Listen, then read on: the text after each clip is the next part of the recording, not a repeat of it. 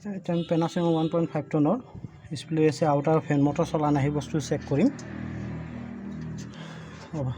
ফেন চলা নাই বুলি সেইটো মেচিন টিপ মাৰি দিছে ফেন মটৰটো চলা দেখাম চেক কৰা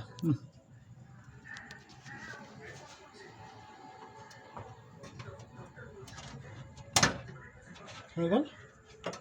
এটা মিটাৰটো মই কন্টিনিউটিত দিম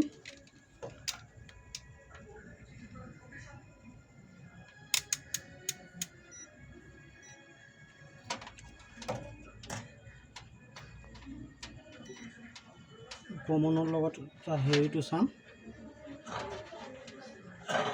ৰানিংটো চাম তাৰপিছত ষ্টাৰ্টিংটো চাম